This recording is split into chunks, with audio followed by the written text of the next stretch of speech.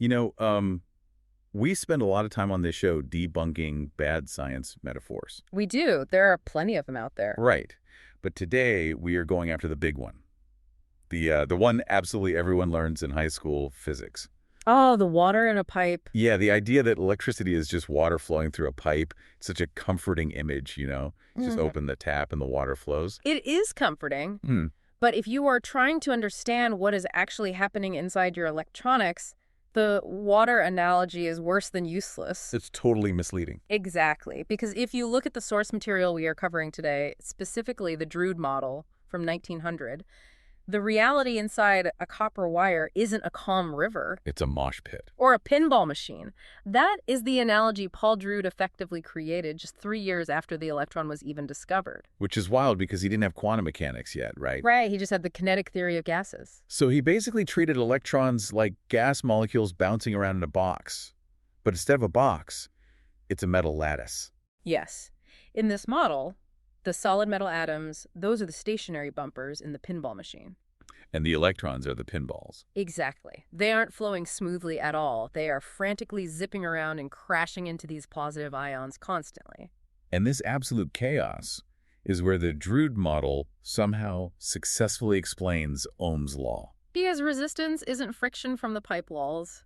Resistance is the collisions. So between the collisions, the electron just moves freely. Yes. When you turn on a battery, you aren't forcing a flow. You are just applying a tiny bit of force that biases their random bouncing. You still bounce backward and left and right, but But on average, they drift slightly forward. that drift velocity concept always blows my mind. Because the signal itself moves at the speed of light, but the actual electrons are moving slower than a snail. Slower than that, millimeters per second. But Drude's math connected that microscopic bouncing directly to the macroscopic voltage and current we measure. Which was a massive triumph for physics. My huge triumph. But before we get to the part where this model falls apart in a spectacular and honestly hilarious way, we need to talk about modern efficiency. We do, because this deep dive is sponsored by Embersilk. Right.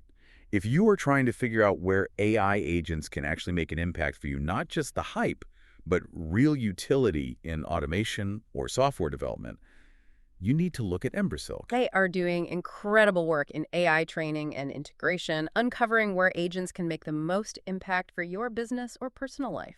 So check out embersilk.com for your AI needs. Okay, back to Drude. Here is the part of the research that actually made me laugh out loud. The Wiedemann-Franz law. Yes, this model from 1900 perfectly predicted that law right. Right. That's the law stating that good conductors of electricity are also good conductors of heat, like silver and copper. They transmit both really well. And Drude's model calculated the ratio between thermal and electrical conductivity almost perfectly. But he was wrong. Completely wrong. This is the famous fortuitous cancellation. It really is perhaps the luckiest mistake in physics history. Because to get that ratio, Drude had to calculate two things: the heat capacity of the electrons and their average velocity. And because he was using classical gas statistics, he overestimated the heat capacity by a factor of 100. He thought every single electron could absorb heat. Quantum mechanics later showed us that only a tiny fraction near the Fermi energy can do that, so his first number was way too big. But then he calculated the velocity using classical mechanics. And that number was way too small.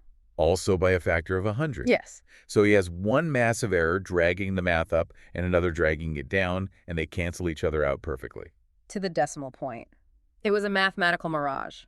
It convinced the scientific community that the Drude model was flawless for decades. Until Sommerfeld came along with quantum statistics to fix the underlying theory. Exactly. So why are we still talking about it? If the math was a fluke, why do physics professors still draw the pinball diagram today? Because sometimes a model is useful without being fully true. The Drude model is still the best way to intuitively understand things like the Hall effect or plasma frequency. Plasma frequency. That's why metals are shiny. And why alkali metals become transparent to ultraviolet radiation.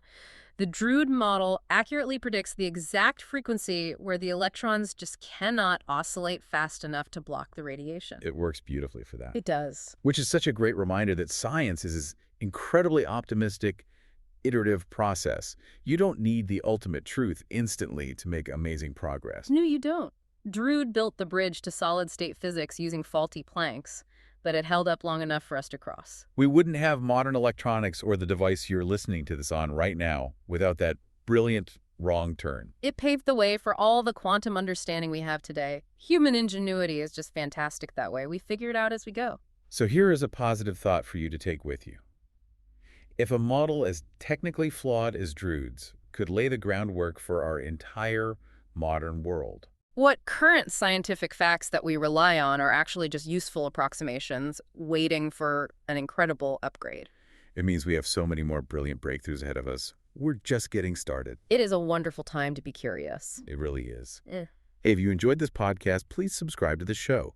And leave us a 5-star review if you can. It really does help get the word out. Thanks for tuning in.